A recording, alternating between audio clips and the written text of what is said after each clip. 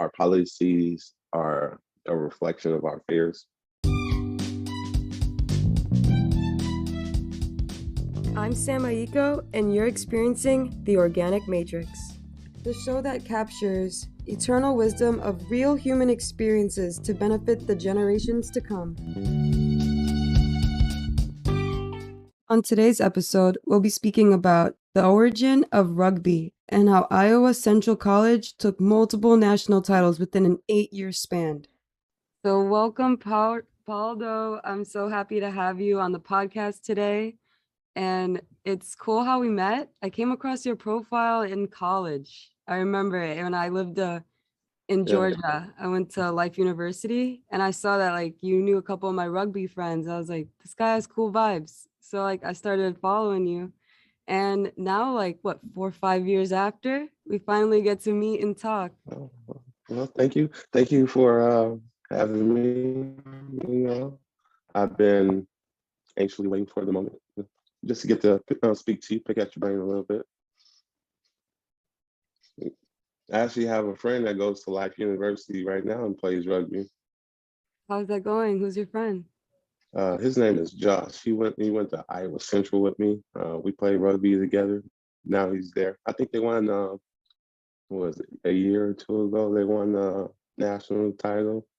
It was pretty cool. They're back-to-back I mean, winning. I wish we could have won the national. All my friends get the glory. I'm just sort of like, dang. I think it might be the haka. They were drawing in some ancient energy right there. I need some of that energy. Have you ever done hakas for rugby? No, I've seen them. Seen them done, but I haven't done any. What is a haka, and how did it get emerged with rugby? In case you haven't heard of a haka before, a haka is a war dance performed to honor Indigenous New Zealand Maori culture. It is a war dance used to intimidate their opponents. I recommend looking up a video of a haka. It is equally capturing and intimidating.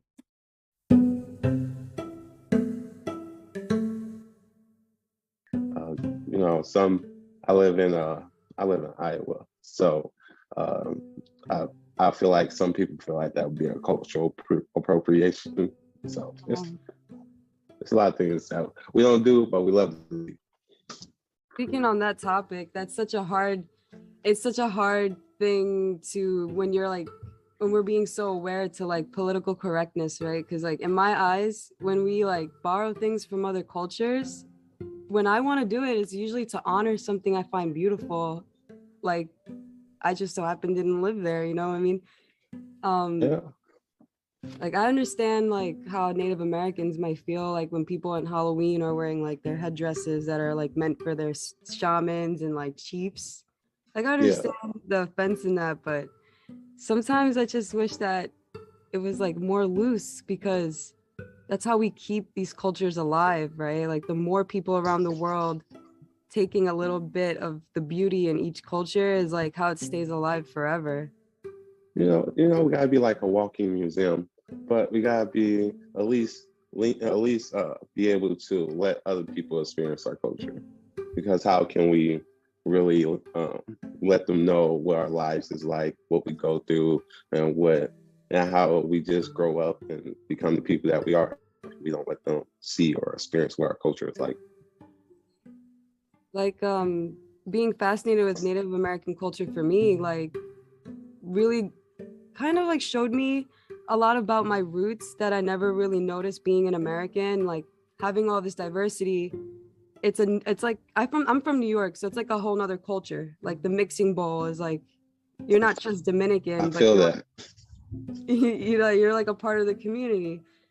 And but like being fascinated by Native American culture really showed me that like my Dominican roots, like we are some tribal people. Like I mean, really are like I would say actually I feel like when it comes to like us growing together as people, especially all together as a planet, from technology wise, it has grown vastly and fast. But before, like we had this little technology, phones and all of that, it was pretty much like we was going from like an industry era to a technology era. But before that, we was already in tribes. We was already doing all our things. It just was like a hop, skip, and a jump. It's like I would say if our I would say like 5-time great grandparents, it would probably be like tribal people that was plowing fields or doing that hard labor. And now it's like, all right, your great grandparent might have been a civil rights activist or something, or like they first era in the world was like just getting phones or like watching television for the first time. Mm. So It blows my mind that like only like 80 years ago, like 100 years ago, people were just watching TV. and that wasn't just watching TV. They had like little picture box. They even have colors like. And they ask why they're so blind. It's like, God, I need glasses. I can't see the TV. That blows my mind how fast technology just like in one period just. Yeah, and that I definitely feel that because for my work, I used to draw and do all my work by hand. Like I put the design on the computer, get things together. But like when I draw it, I put it on a light table, draw everything out, and now I'm drawing stuff on a tablet. I'm like, man, I don't know how to shade this. Can somebody help me? I feel old. Oh yeah, that's like a total change, like from going to drawing from hand. Like I haven't gotten used to like even writing on a tablet. Like Yeah. how is it like does it like the texture of a pen and paper? Like you can feel like what you're shading in. Like how do you translate that to a tablet? Like is it a little hard? I guess that's where like finesse comes in. Like they got different technology for hand pressure, all the stuff that goes between the pencil and the tablet that makes every stroke, whether it's big, small, or it's supposed to shade in, erase a different type of way. I would say learning it's been hard because I want to do stuff like the drawing way. Like I press on it, I know it's going to be here, but when I press on it, it's like makes my drawing look ugly. I'm like, honestly, sir, don't. I'm professional. I've been doing this for years. This is just new to me. I actually know how to draw. But it's pretty cool. It's a great way to learn how to do art, especially in the era that we're in. Like, you can know how to draw, but if you don't know how to get your artwork out there, then that's a problem. He's changing the game for artists now. I love it. For the people who don't know about rugby, can you tell us a little bit about rugby and like how it's different than football? First of all, rugby developed from soccer. Well, rugby developed from football, for all my foreigners out there, or if you're listening to in a different country. Football, soccer. Then we have rugby. We pick up the ball. We run around. We hit each other. We're playing it on the part, I would say, about the same size field.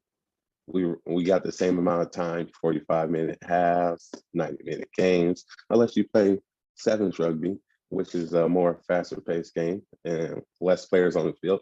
It's pretty awesome. Then, I mean, all you need for equipment is cleats. Like your team's supposed to supply the jerseys, but if everybody got their own jersey, hey, hats off to you. I'm glad you came prepared. But sevens is how I got introduced to rugby. I always wanted to play. I always wanted to play it. I got introduced to it in 2013 when I was a senior in high school. It was it was like the universe just gave it to me. It's like I asked for it, it gave it to me. I was done with my football season. I already signed to play football at college. Then I go through the rest of the season. I play, well, I wrestled. I don't know if you can play wrestle, but I wrestled 95 and 220.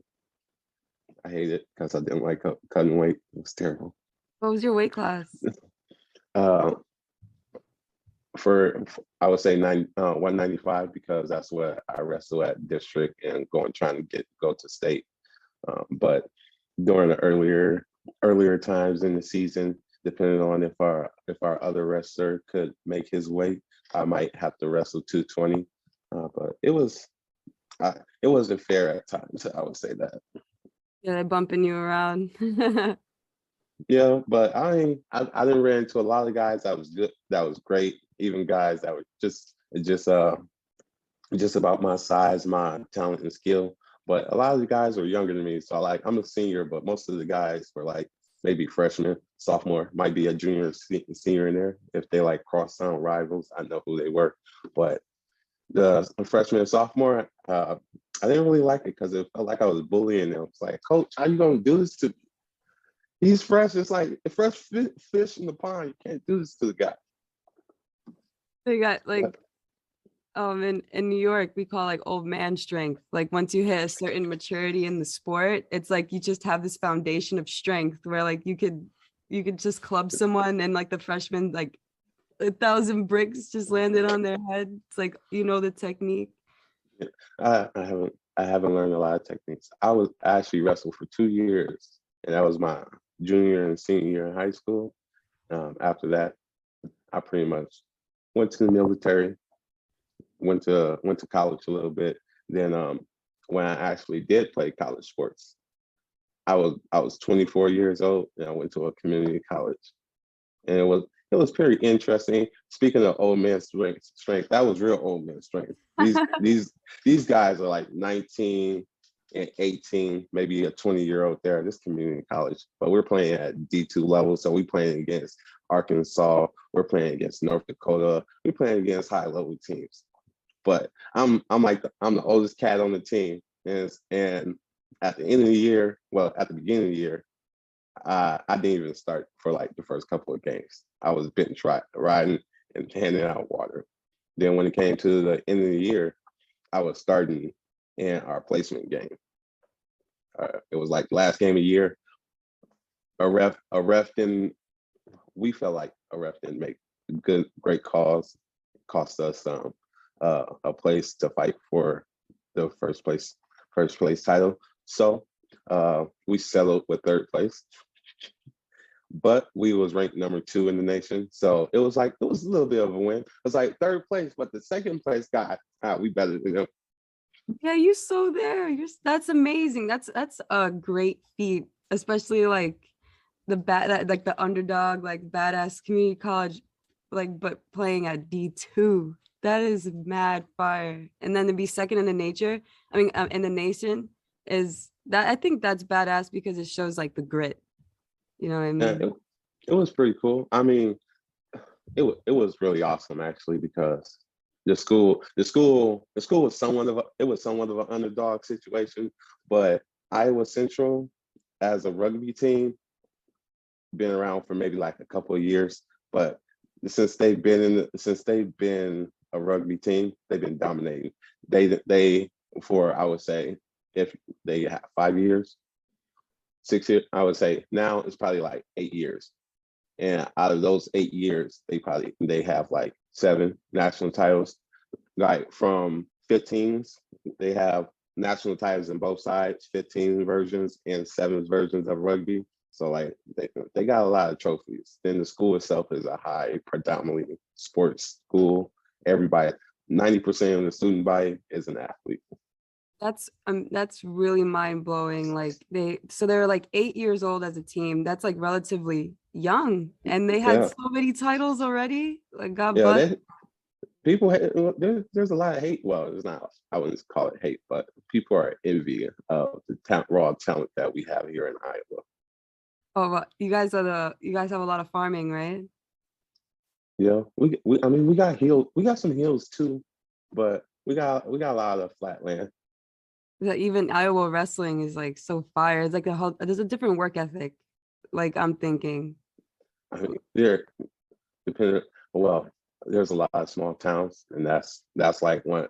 You will always find a wrestler in every school. It doesn't matter if it's a small town or a big town in Iowa. There's going to be wrestling. And when it comes to wrestling, like we have Iowa, Iowa State, and UNI. Those are like our primarily dominant schools in Iowa.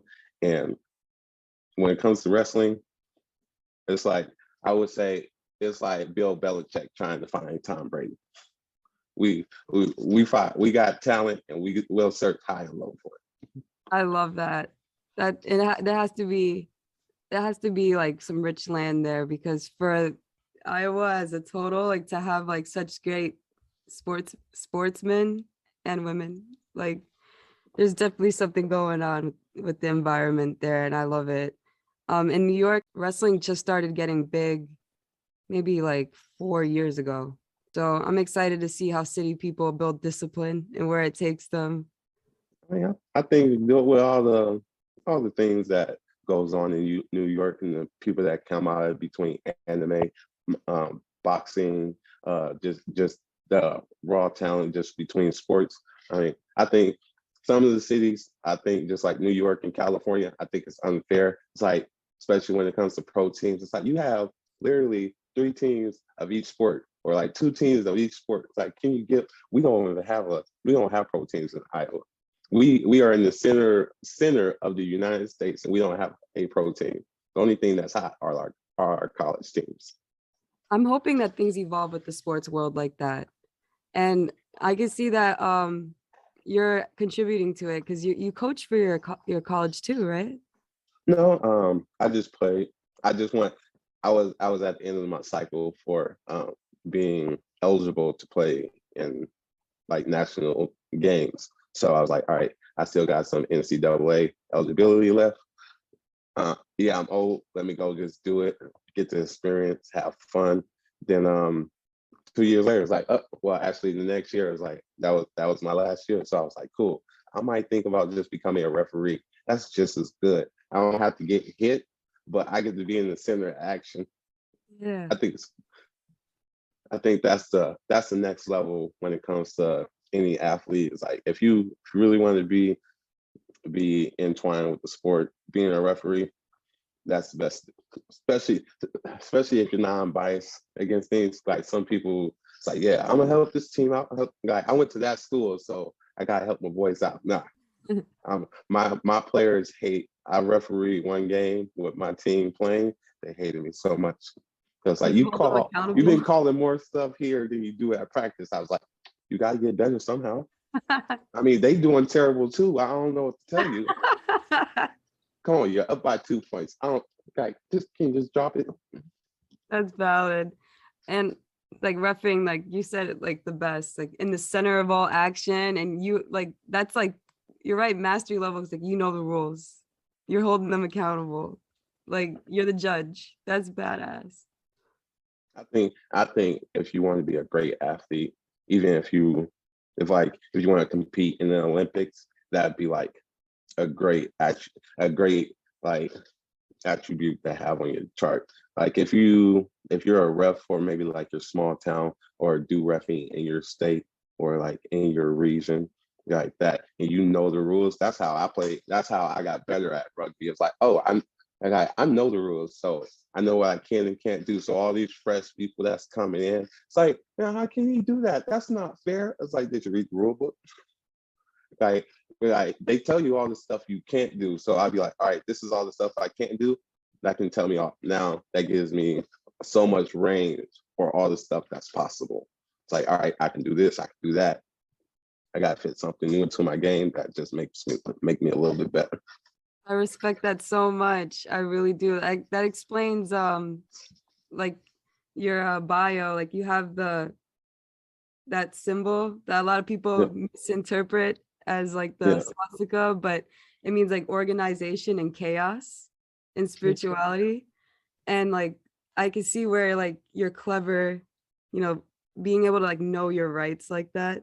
And it translates so well into real life. Like that's why I love these sports like rugby and wrestling, because like as you say, like if you know your rights, like you know your laws, you know your rules, you know exactly how you can move in the best way to serve you and your style and your authenticity, right? Like, but it comes with that like being humble enough to be like, okay, what's expected of me and now how can I make it my own, right? Right. It's it's how I try to gear towards a lot of things like that. I try it's even with like living in America as I would say as the skin I was born in and as the gender I was assigned in America. Uh, it was a little bit of a rough upbringing, but somehow just studying all the things that went wrong for other people, but not the sense of like what they did something wrong or like what tragedy happened to them and how I can keep myself out of that or how I progress through that. That way it doesn't happen to me. So like any like I really advocate for like girls knowing like whatever they identify as, but um I advocate for girls to like knowing how to fight, carrying guns, self-defense. It's like, look, first of all, I don't have kids, but I'll probably have a daughter one day. So it's like, look, you like he can't you I want you to come home. You gotta find a way to come home. Look, if something happens, I'll get you a lawyer. Don't worry about it. Plead the fifth. Don't say nothing until I get there. That's it's I wish I had that foresight when I was growing up because I was like I got myself into so much trouble when I was in college because I was just so curious because I I had like such mean, a sheltered home. Like that's it's okay to be some the thing is some people gotta be adventurous. I mean, that's how when it comes to like our policies and government body, I always thought that our policies are a reflection of our fears. And some people venture out, do things as like, all right, cool, this is great. We should let people do this. And some people venture out, be like, man, I don't know if I can let other people do this. We should put some kind of block on this or do something where people can't do this. But that's always a case where it's like one person's experience is different from another person. It's like, hey, uh, you might have a terrible time going skydiving, but like that was just one tandem. Like you get four tandems in, then you can start learning how to do it by yourself. Like you're missing all the action if you don't continue to do it every time. It's always going to be fearful the first time you do it, no matter what. Doesn't matter what you do in life. It's always going to be fearful the first time. You're going to be nervous. It's like a date. It's like, oh, I don't know what to say to you. I want to make you smile. I want to make you laugh. I want to choose to walk away with a good experience instead of thinking, I might want to have to delete his number. So it's like, but once you get like to that fifth date, then it's like, yeah, this is great. Yeah, we got to do this more often. We should take this cross state or something.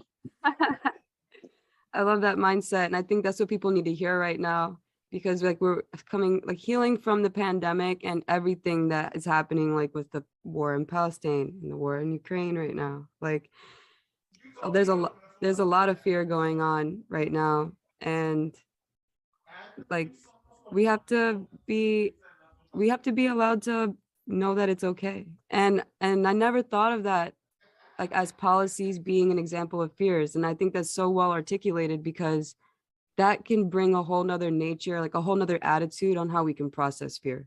Like we are so evolved as human beings being self-actualized.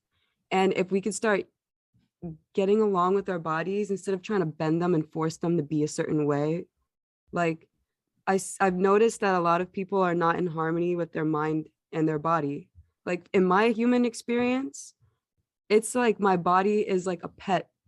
Like I have to take care of it and it has its own needs and wants, like a baby.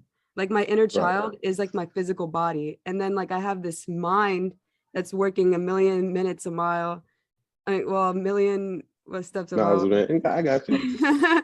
And like I'm always like trying to create and I get so lost in my thoughts and enjoying my hobbies that I neglect my body. And I feel like a lot of people are doing that because like how technology excels and like how we can dive into like whatever we're doing. If we have a headache and our body's trying to talk to us and it's like, look, you're dehydrated, you're doing what you're doing, but I need some nourishment. The first instinct we take is to grab a Tylenol or anti-inflammatory because we're so disconnected that we're trying to like bend and cram ourselves into like what to force ourselves to do a task instead of like saying, how can I work with my body? You know what I mean? Like, Yeah. I mean, I definitely feel that. Can't drink all water. There's some bottled waters you got to watch out for. But for my sink, like for parts of every state, it's like, oh, some water might be coming from a well or come from this, come from that. And people like, oh, well, don't drink tap water. I'll be like, I'm putting a filter on my sink because I might not have some good bottled water, and I'm at least want some filter water. I got to at least have some clean water. But drink water all the time. Have cold water. It got to the point where I have to buy two when I buy like a thing of water, I have to buy two of them because my girlfriend likes room temperature water for some reason. So I'm like, okay, I like cold water. She likes room temperature water. I'm like, here, just take this. Just put this in your car or something. But water, I feel like on water is a key element for everything. When I was in the military, that's we always drank water. I don't think I really ever had a headache. I mean, I never was dehydrated. But they force water. Like, I mean, the only thing you can get is like a water log or a cramp because you can't over drink water. So it's like everything else you want. It's like, yeah, it's like your body being a plant and just growing. You can water it, but you don't need to overwater it. everything good in moderation, right? Right. Just yeah, just like food. You can't eat too much of it. I mean, depending on what you are. If you want to be big, if you're want to be eating champion for eating competition, sure, eat a lot of food. I feel like everybody should take a culinary class like once in their life, like just to know the like dangers of cross contamination. Like, because in the kitchen, like you're not really thinking about it. Like, it's easy to make the mistake to like prep your meat and then you're like, oh well, it's all going in the same pan, let me just use the same knife on the vegetables, and then not know that that's like a recipe for possible like terrible disease. And that's why like I feel like our education system needs a little more lifestyle classes. I mean, I feel like our education system didn't give us the best. I mean, it was great.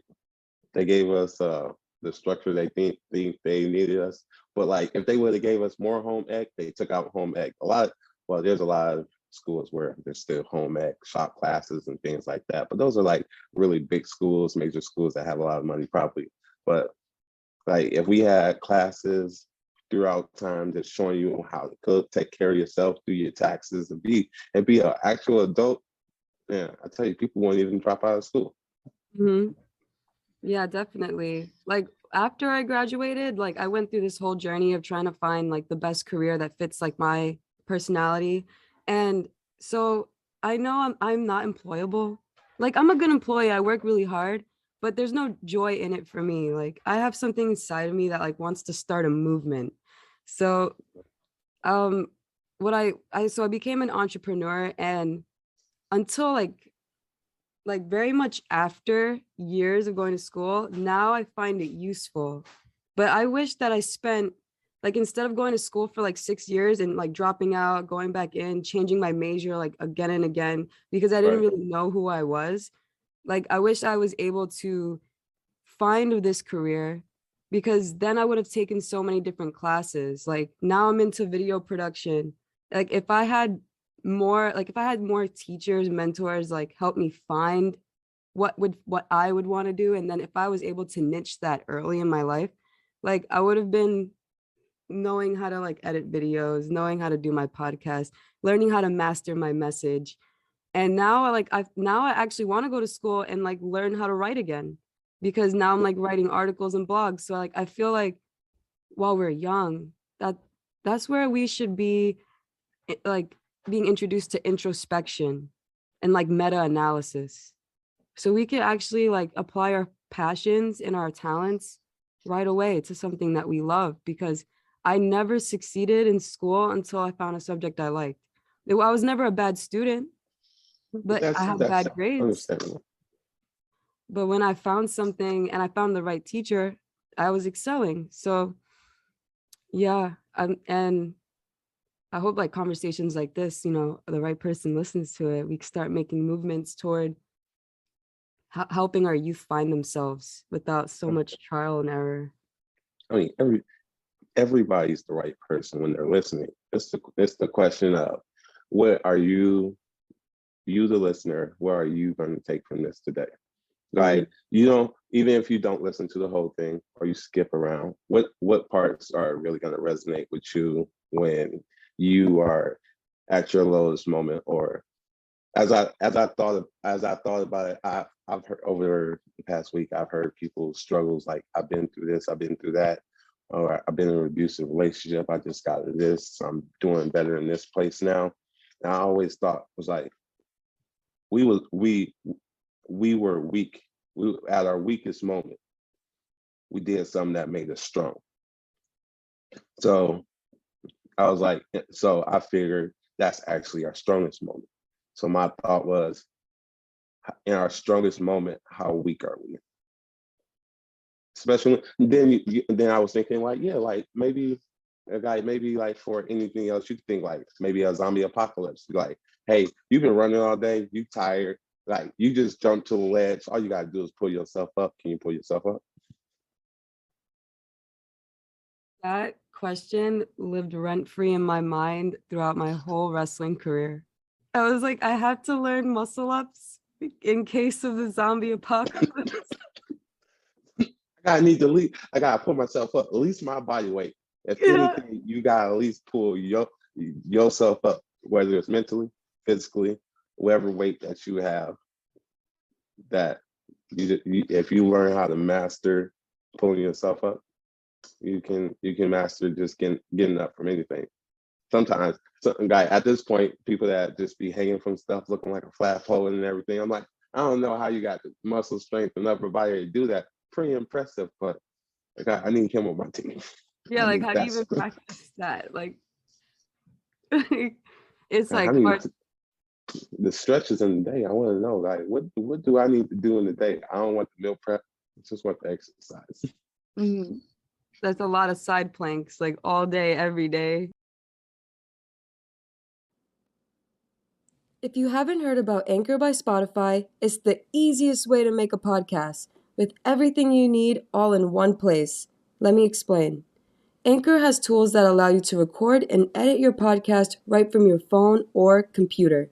When hosting on Anchor, you can distribute your podcast on listening platforms like Spotify, Apple Podcasts, and more. It's everything you need to make a podcast all in one place. And best of all, Anchor is totally free. So download the Anchor app or go to anchor.fm to get started.